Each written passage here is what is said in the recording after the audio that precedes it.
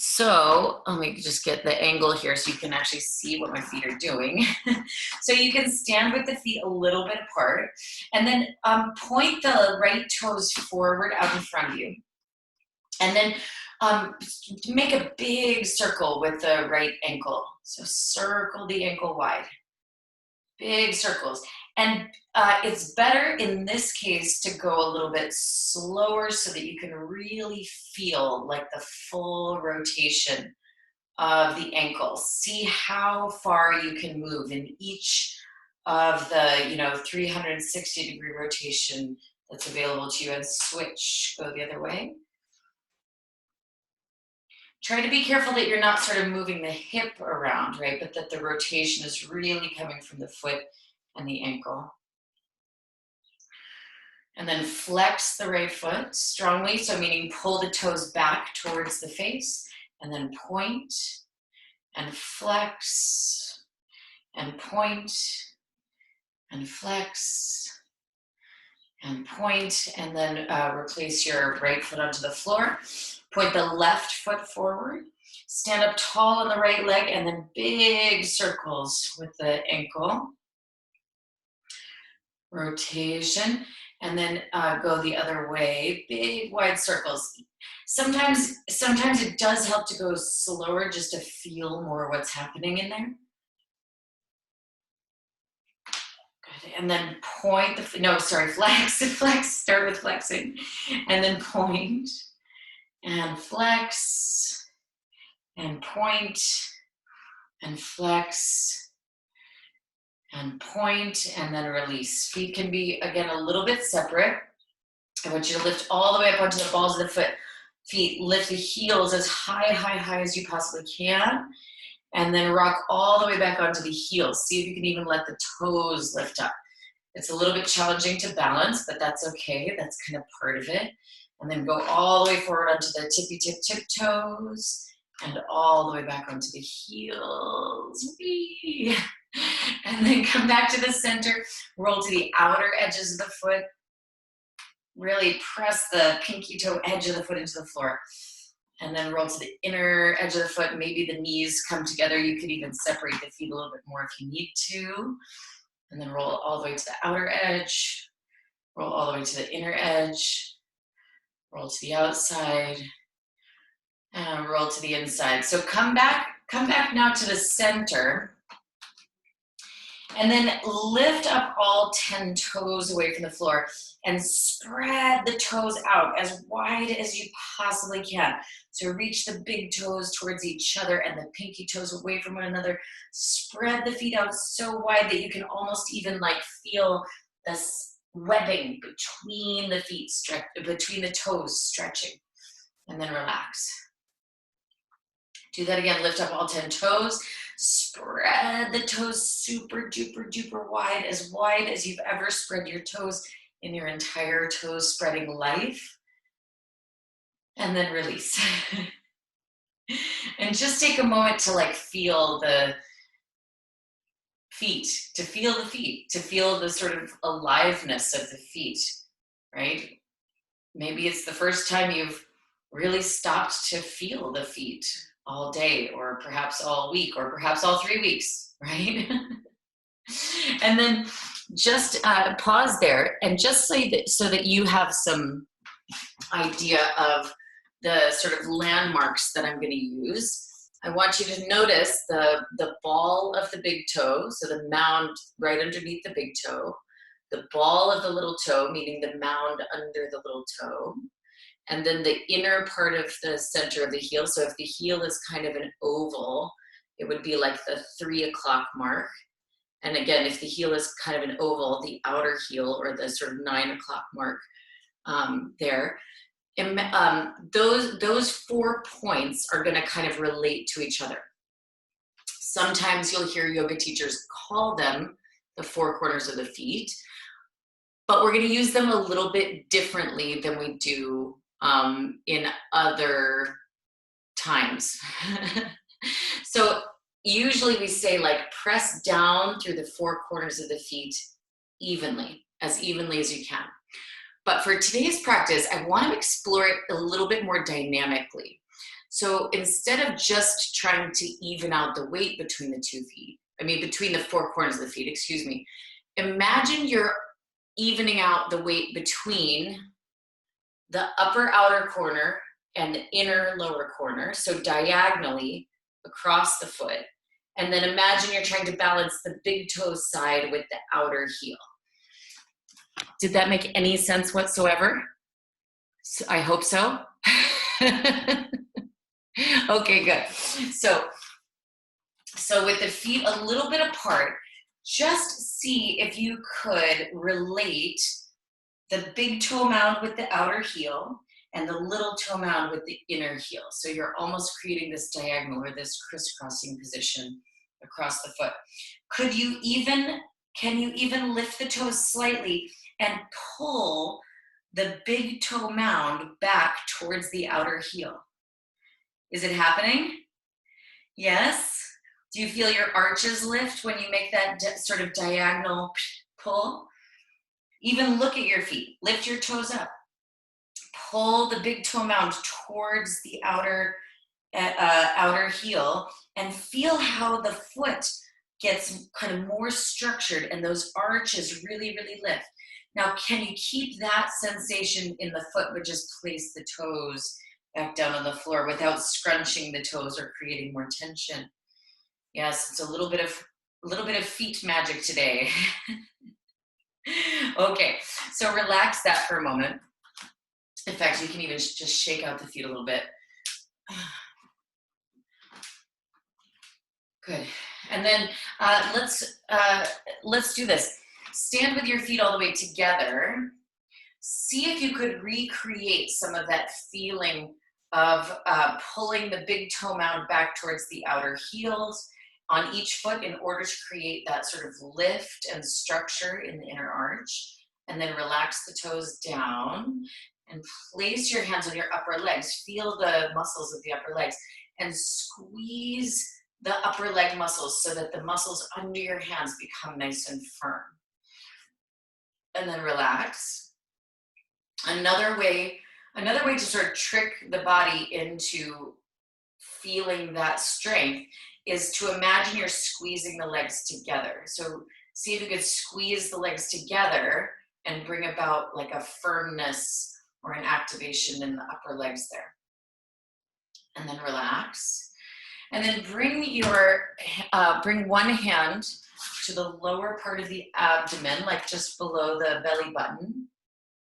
And bring the other hand just above the tailbone, kind of the sacrum area. And with the feet and the legs together, when you squeeze the legs together, feel what happens to your hands. And relax. Do it again and see if you can feel what changes about the hands as you squeeze the legs together. And relax again. So for me, when I squeeze the legs, when I activate the legs, my lower hand lifts up and slightly in, and my back hand moves down and slightly in. So see if, just in case you missed it, let's try it one more time. So hands at the lower abdomen and the lower back, and then see if just by squeezing the legs together, you could recreate that feeling, that experience. Good, and then relax. Next, bring your hands to almost encircle your ribs as best you can. I mean, they won't make it very far around unless you have very, very long fingers. But just encircle the sort of sides of the ribs there. And then slide the hands back slightly so that the thumbs come a little bit more to the back portion of the ribs. Then using your thumbs, lift that part up. So imagine you're trying to kind of make more space between the lowest rib and the top of the sacrum there. So you're gonna lift that lowest rib up and back and feel how that brings a lot more length into the back body. Now, can you keep that feeling as you release the arms?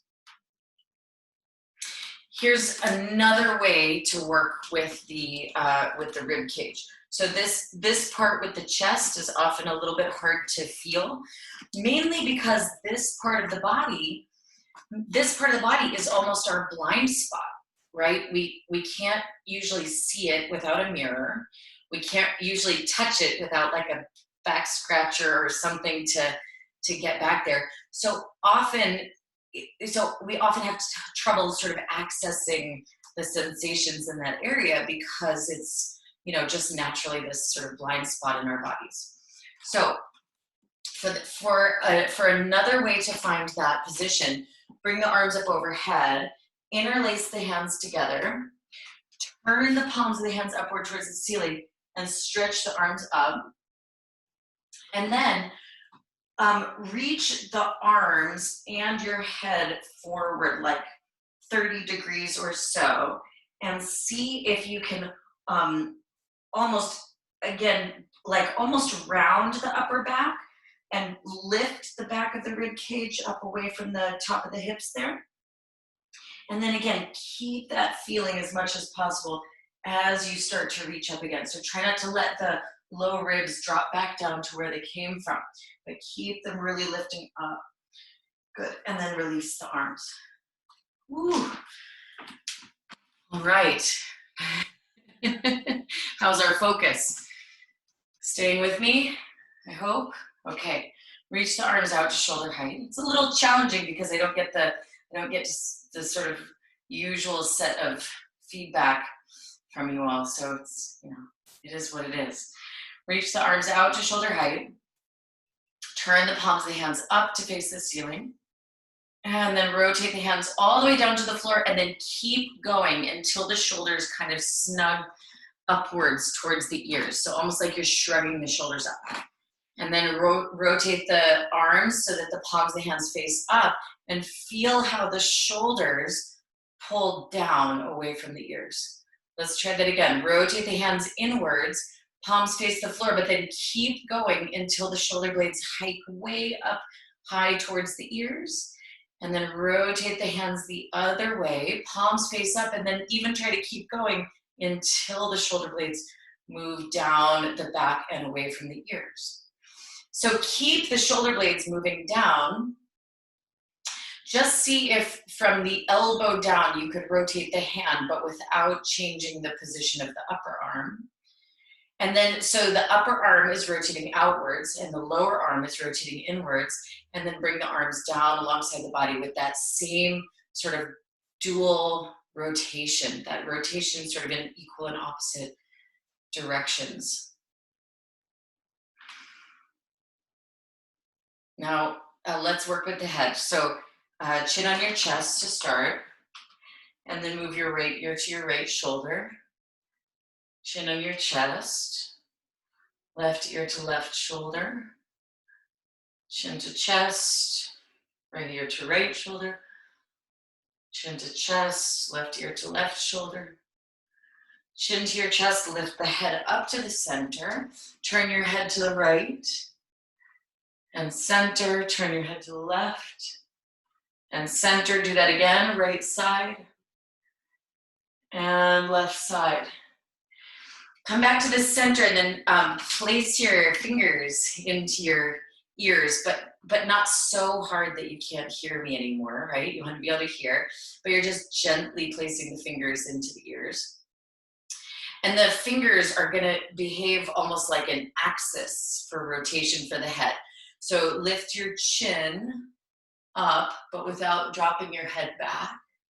And then pull your chin down, but without dropping your head forward. So in other words, you maintain that axis and you maintain ears positioned over shoulders, and just try to nod the chin upwards and downwards, and just feel that element of flexion and extension of the head, of the neck, excuse me. And then come back to the center. And then see if you could find sort of the center for the head. So you're not tilting, you're not turning, and you're not jutting the chin forward or dropping the head down. But the head is very balanced and centered in all of the directions. Okay, shake everything out again. Yeah, there we go. Reset. It's a good way to reset. So we're going to put together sort of everything that we just explored. from the feet going up to the crown of the head in as best as I can remember. Right, it's going to be a little memory challenge for me, but we'll build it from the ground up nonetheless. So bring the feet all the way together, and then again lift the toes, and see if you could pull the mound of the big toe back in such a way that it activates those inner arches. Keep the inner arches of the feet activated. Lengthen and spread the toes and relax the toes to the floor. Place the hands onto the upper legs, and then by squeezing the legs together, firm up the muscles of the upper legs. And then already probably what has happened is, as a result of squeezing the legs, the pelvis has come to a more neutral position, but you can just check and see that has happened. Ooh, words today. We're in trouble. Okay, and then again, see if you can find length on all sides of the waist, including the back of the waist. So lifting the lower ribs in and up. And then push the upper arm bones back slightly. Rotate the palms of the hands towards the sides of the thighs there. Lift up through the crown of the head, and again, balance the weight of the head directly over the trunk with no distortions or no personal affectations. Okay, and release. All right, so I'm sure everybody can recognize, even if you've done a little bit of yoga, everyone can recognize that all of those points are going to be sort of the building blocks for the other asanas. So, so through studying Tadasana in this very detailed way, we can actually come to know all of the other asanas. And mostly if we have a question, any question about any asana, if we sort of think back to the main principles of Tadasana, usually we can find an answer.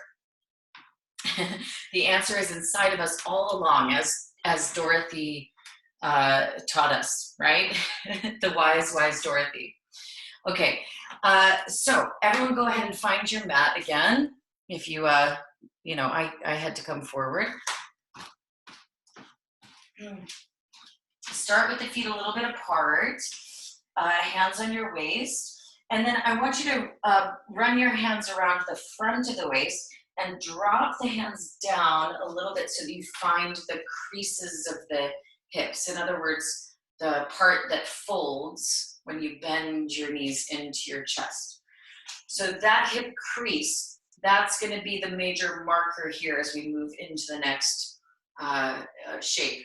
So keeping the legs nice and straight, firm up the legs again, and then start to tip the upper body forward, deepening that hip crease. Even see if you could like hide your fingers in that hip crease as you come forward, forward, forward. And then when you can't come forward anymore, reach down and touch the floor with your hands. And again, if it's difficult to reach the floor, you could find your blocks or or whatever you have around you. I have students who are using like tomato cans, like metal tomato cans, or using Harry Potter books, which are quite useful as blocks. So feel free to improvise. And you can press your hands all the way down into your blocks. Try to straighten both legs.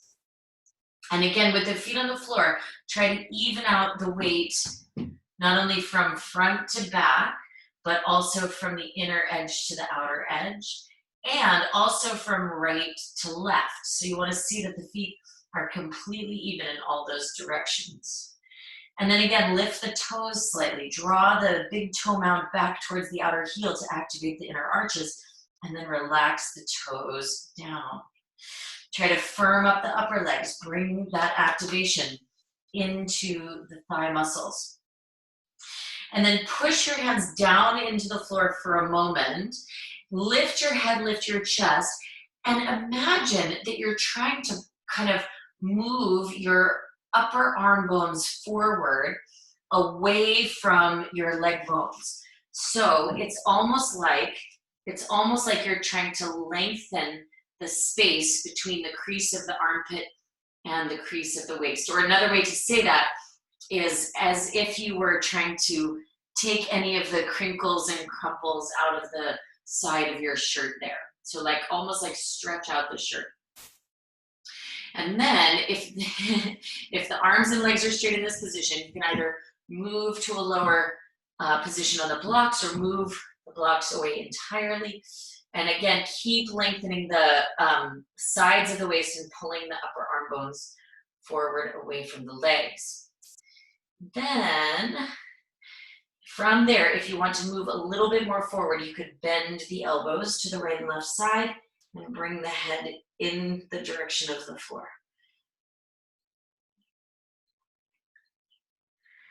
And then push against the floor, lengthen the arms, bring the hands onto the waist, and then lift all the way upright to a standing position. Good. And then go ahead and come into a hands and knees position.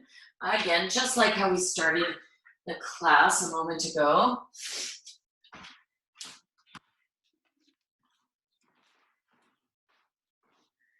Good. And then from hands and knees, move your hands about a hand's length distance forward from where they are now. Spread the fingers of the hands slightly so that you have an even spread between each of the fingers, but don't spread the fingers so wide that you have whites on your knuckles or like veins and tendons popping up. So be nice to your hands. And then plug down especially through the index finger knuckle of the hand, which is almost like that same big toe knuckle that we were working with before. So plug down especially through that one, and then tuck the toes under and lift the knees up and back into downward facing dog.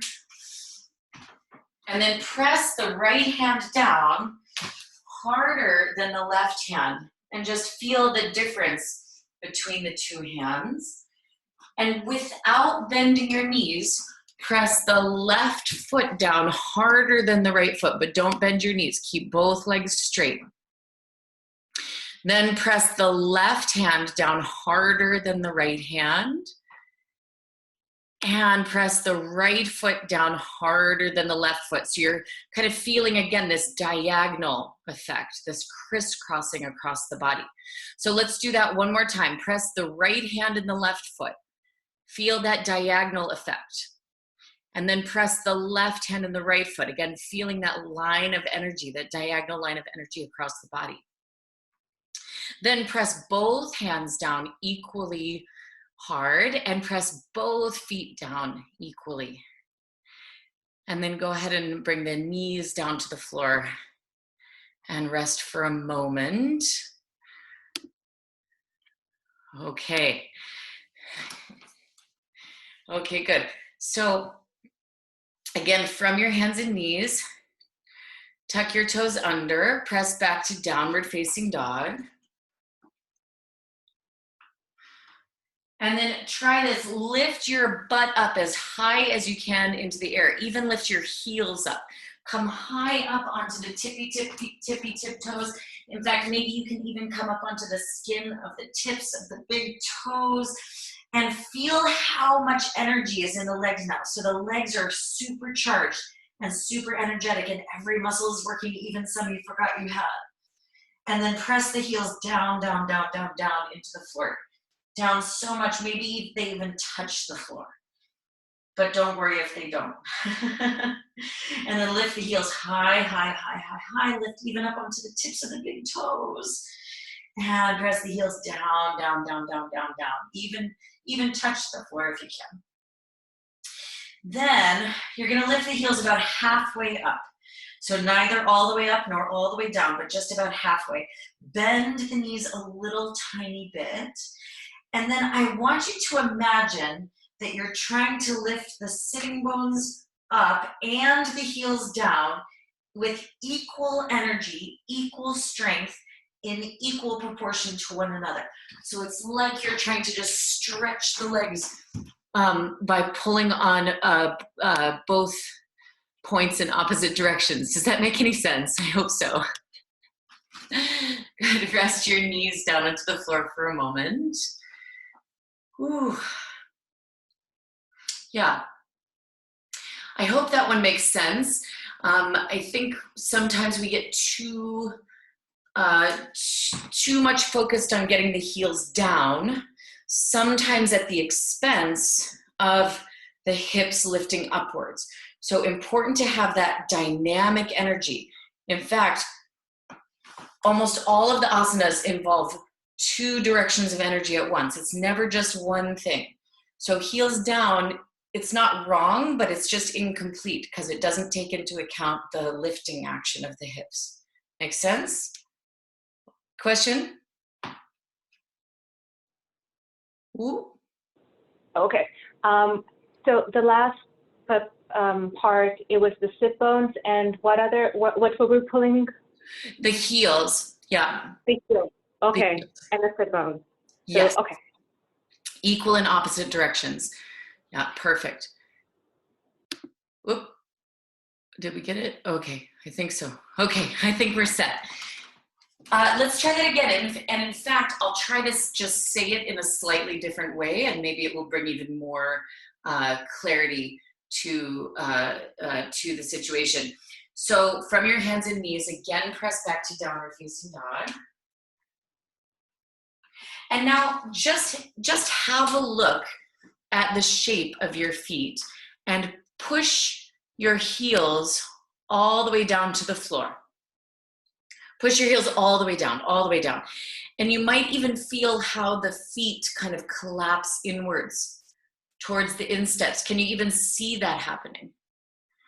And then lift the heels high and let those arches lift really high up. So feel the inner arch lifting up and let that lifting action happen. And then again, push the heels all the way down, all the way down, all the way down. And you'll notice how those inner arches are just kind of collapsing. The inner ankle bones are rolling inwards towards each other. It kind of distorts the shape of the foot and the ankle there. So now see if you can find the center of the feet where you're not pushing down so hard that the inner ankles are collapsing. You're on the center of the ball of the foot. You're able to lift the arch up, and the ankle bones, like, look at your two ankle bones on the inner part of your ankle. Are they like facing each other? Are they on the same plane, or are they dropping down or lifting too high? Okay, bring the knees down to the floor.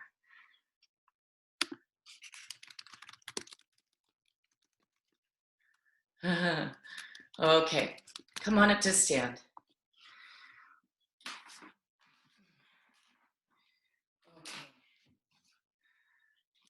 So here we go. Step the feet, stand up and step the feet about as wide apart as your sort of arm length, your wingspan. So if you had like a plumb line dropping from each of your wrists, your feet would want to be approximately under where your wrists are. Bring your hands to your waist. And then pivot the left foot so that the left foot is a little bit of an angle towards you. And then pivot the right foot all the way out to the right.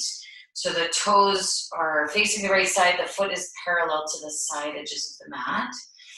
And then look down at your feet and see that your right heel is bisecting the left instep of the foot. And again, lift the toes up. See if you can find that connection, that diagonal connection between the big toe mound and the outer heel, the little toe mound and the inner heel.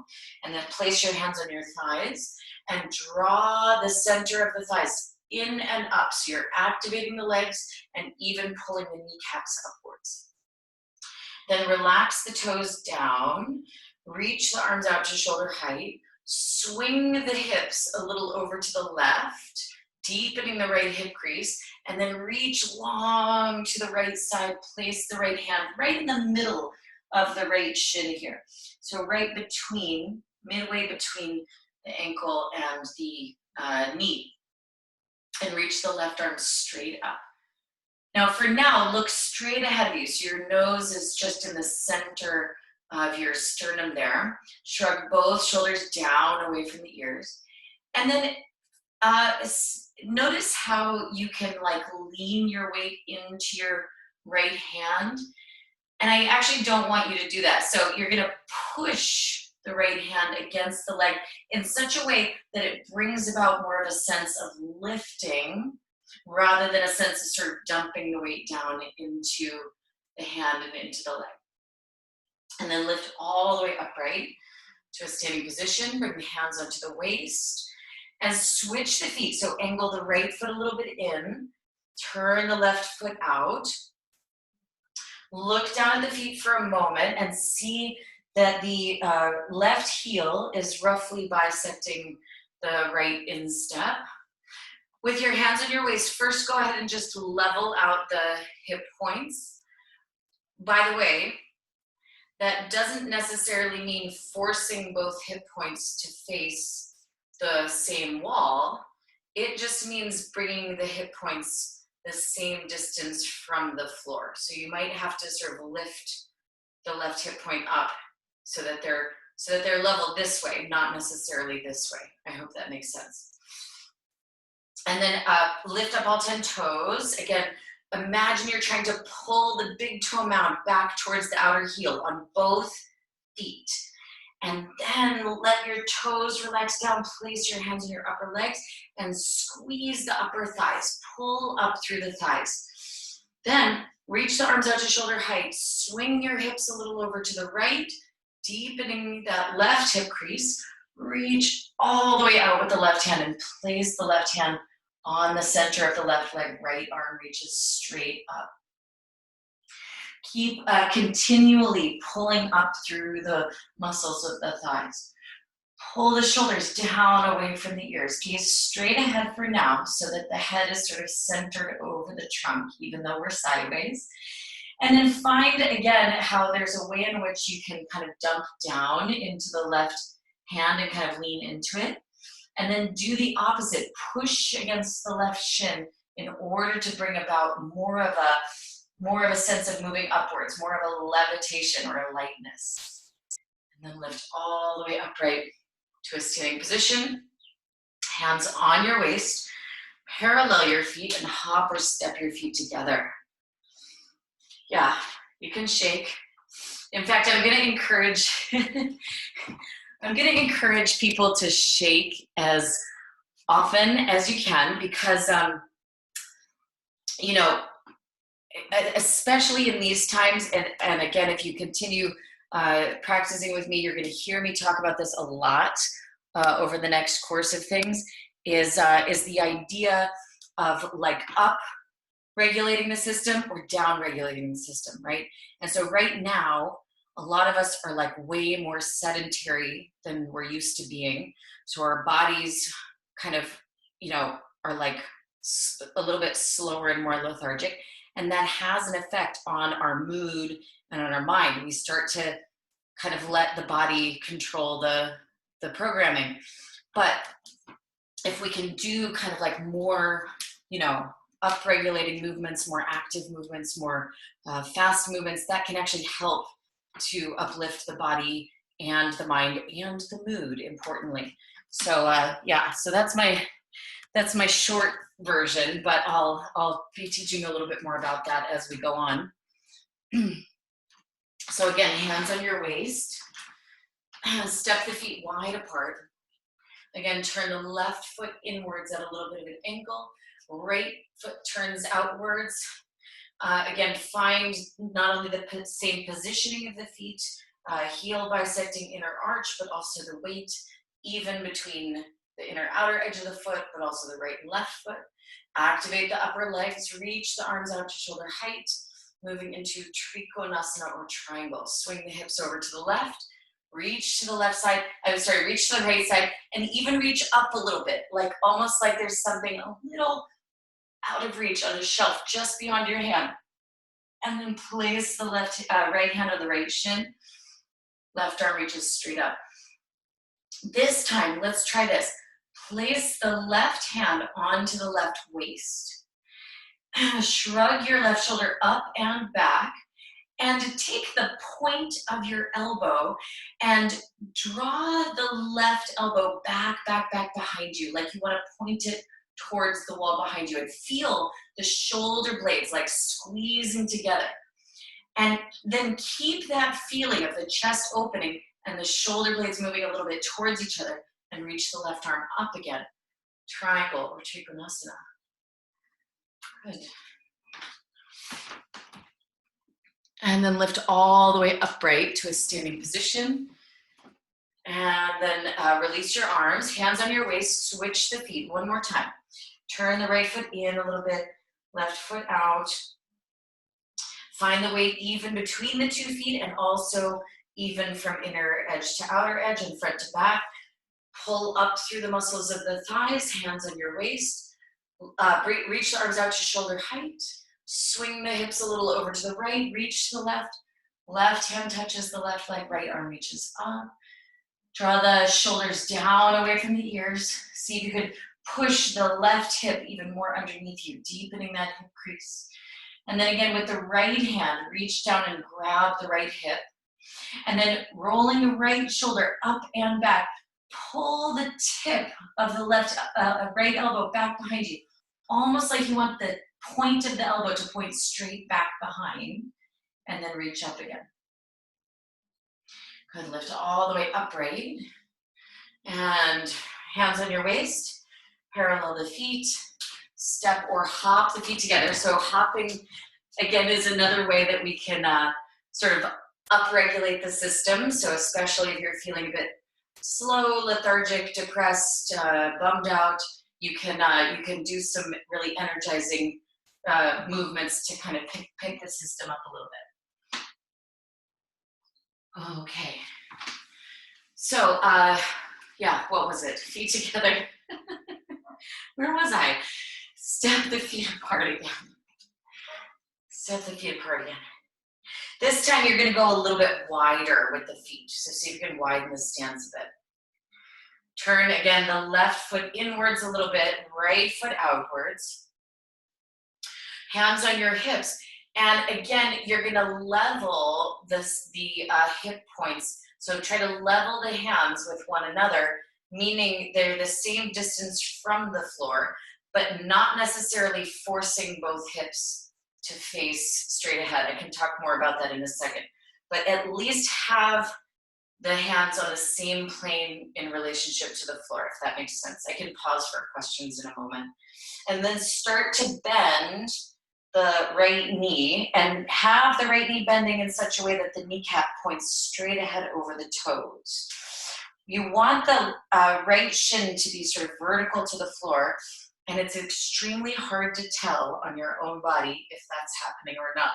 So you can either kind of glance down and see what's happening and then lift back up to center, or I find that if the knee is in the right position, it should almost completely hide the entire foot except for just the big toe. So just from where you're looking, glance down and see if you can see just the big toe. Good, and then straighten your right leg, and then switch your sides. So pivot the feet so that the left foot faces out, and we're still working with this heel to inner arch idea on the feet for now. So again, you're not gonna try to force your hips to face the wall you're facing, but you are gonna pick up the left hip slightly so that the hands are level to one another.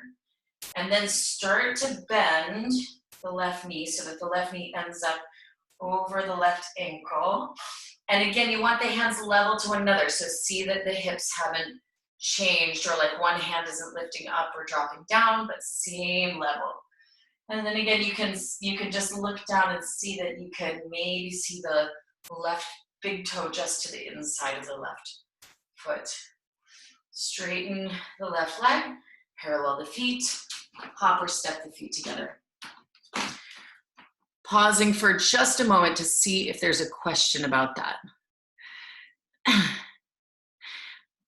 I have a feeling that if If there's a question, I bet it's going to be about the hip thing. So let me just explain. So in both in triangle and in warrior two, where you have one leg turning outwards and one leg essentially facing forward, although even, the foot is a little bit of an angle. It is impossible to face both hips completely towards the wall you're facing without some joint, namely usually the knee joint, taking the brunt of that torque.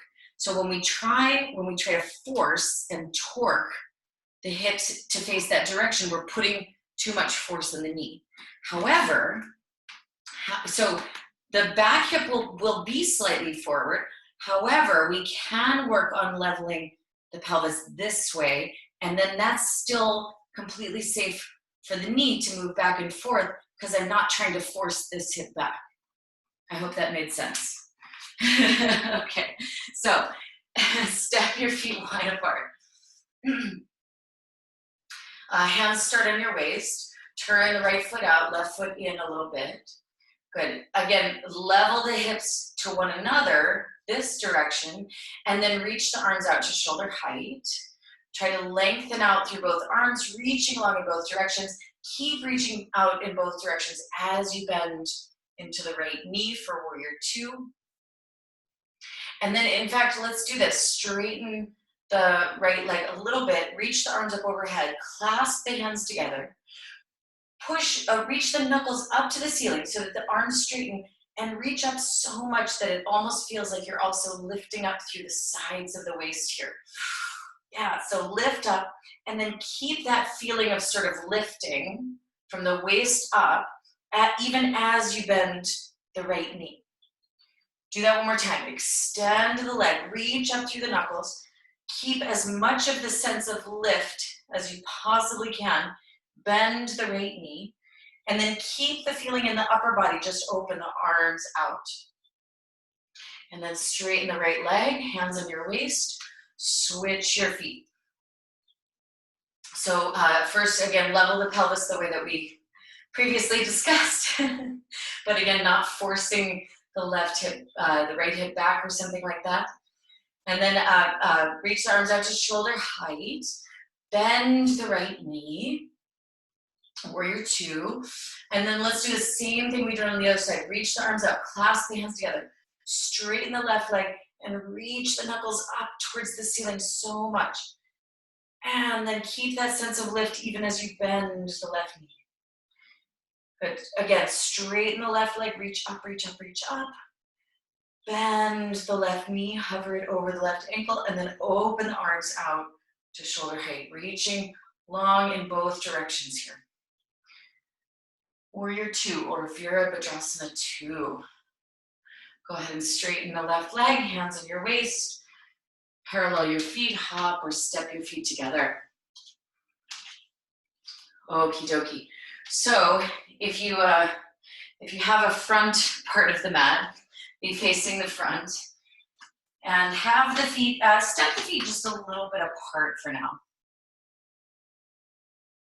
Bring your hands onto your waist, bend your knees, and step your left foot back so you're in kind of a high lunge.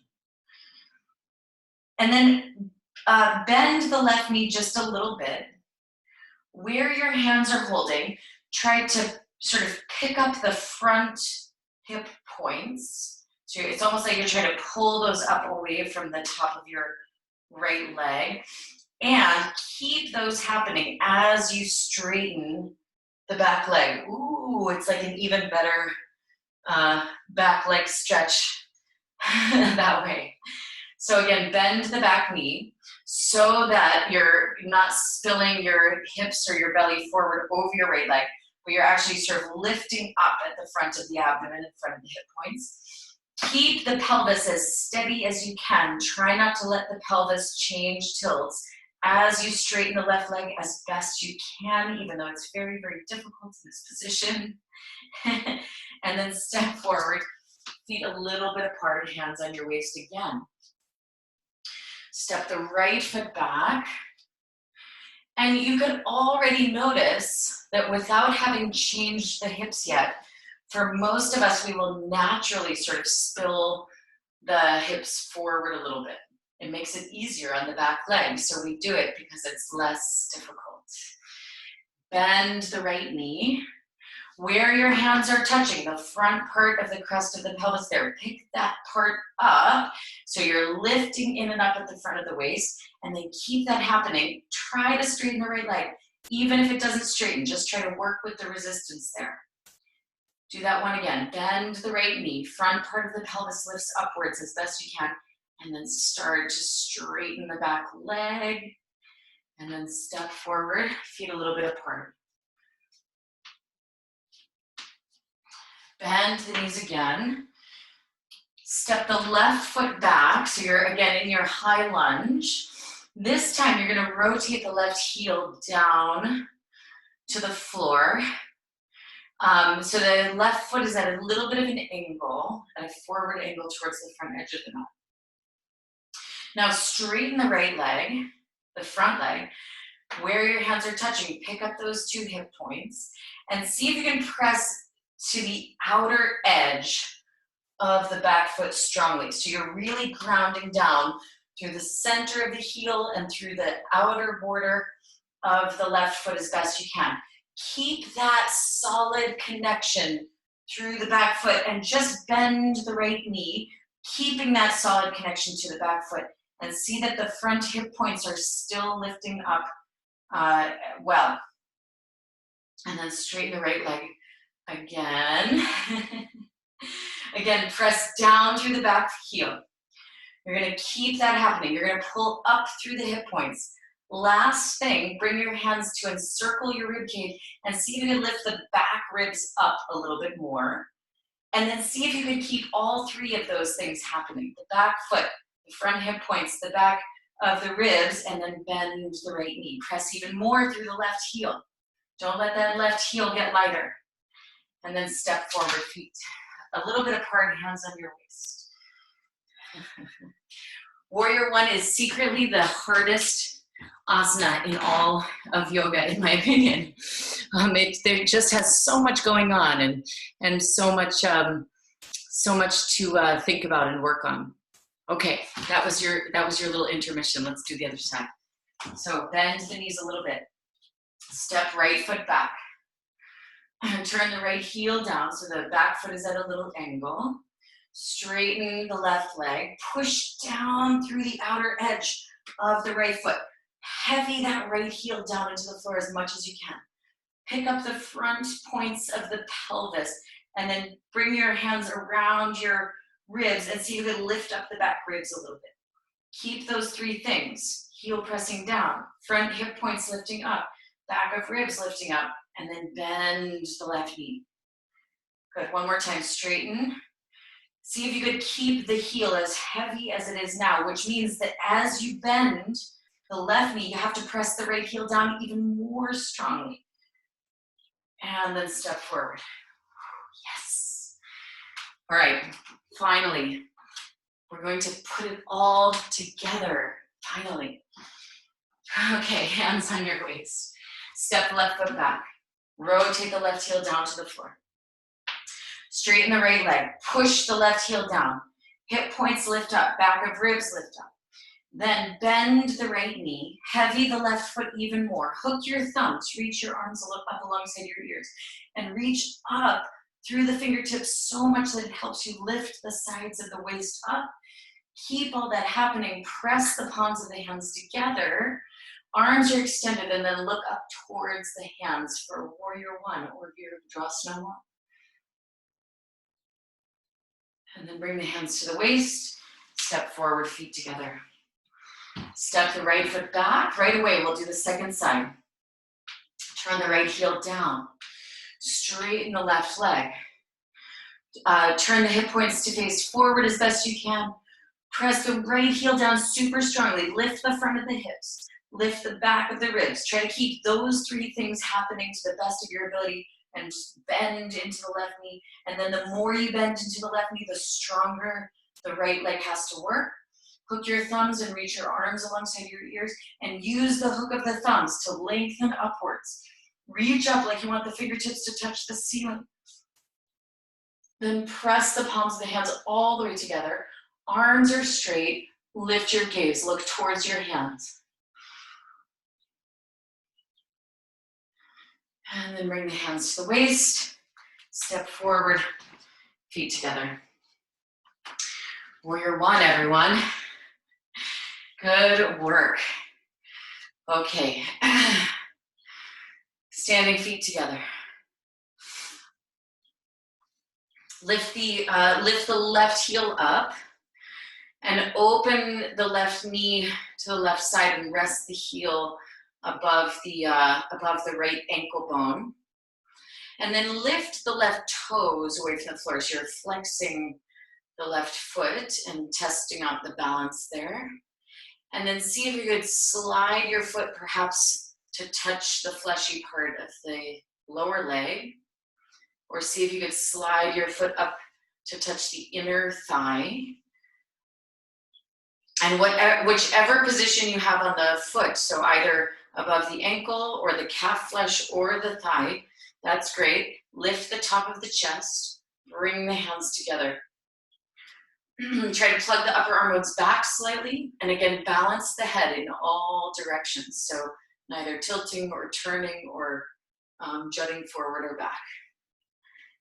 And then point the left knee forward and release, feet together. Okay, wow. I feel strong on one leg after all that lovely balancing work. I mean, all that lovely standing work. Okay, lift the right heel, open the right knee to the side, place your heel just right above your ankle there, and then just start by flexing the toes away from the floor, which means you can also just put the toes down any old time you need to in order to regain the balance. And then you can start by sliding the foot up to the inner lower leg, or up to the inner thigh. And then from there, hands to prayer, lift the top of the chest, pull the upper arm bones back, spreading the front of the chest, balance the head and the neck straight. And point the knee forward and release, feet and legs together. Okie dokie. I'm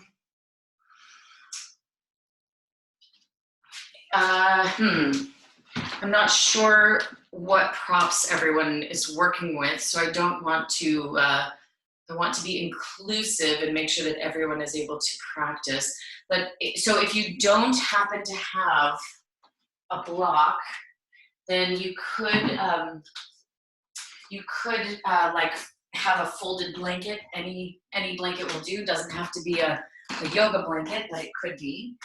So either you're gonna fold a blanket up into a nice little tight stack there, or you'll have a block. And go ahead and lay down on your back. Yes. Finally, we thought it would never happen. Lay down on your back. And bring the feet to the floor. And lift the hips up and slide your block or your folded up blanket right under the sacrum or right under the back of the hips there. So you can just have the blanket or the block right underneath you. And then extend the legs straight up to the ceiling so that the weight of the pelvis is dropping down into your block or into your blanket. Your legs are really active. It takes strength of the legs to keep the legs in this position. And then the belly should be kind of soft, right? So the belly is not as active. Then even tuck the tops of the shoulders more underneath you so that the chest is sort of puffed up and open. Arms can be alongside the body or a little out to the sides. Keep the legs nice and strong and active. Viparita Karani variation.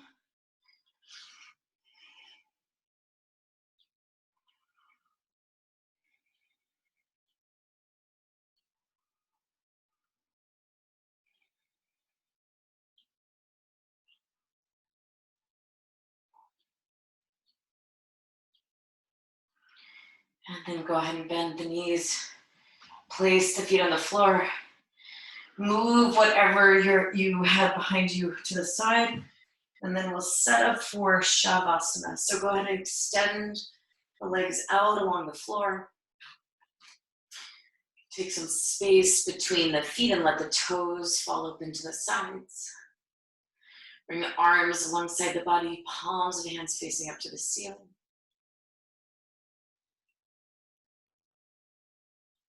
And relax the body and let the body become still.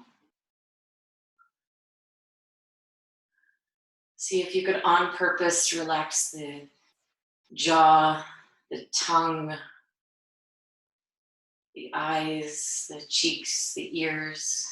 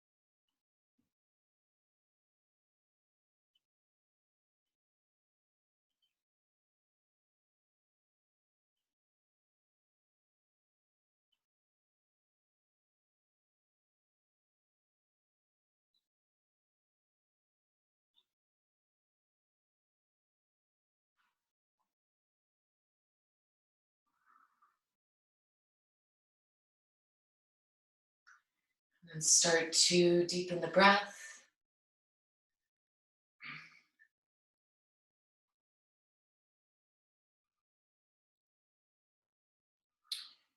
Start to bring some movement into the body.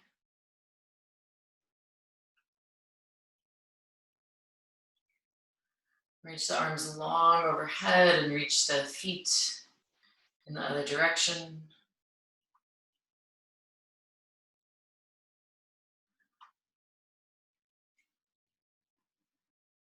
And then bending the knees into the chest, roll towards the right hand side.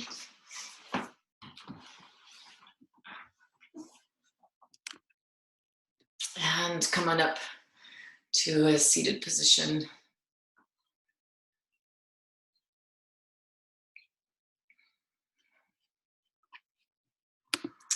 So, thank you everybody for joining me today. I hope you enjoyed it.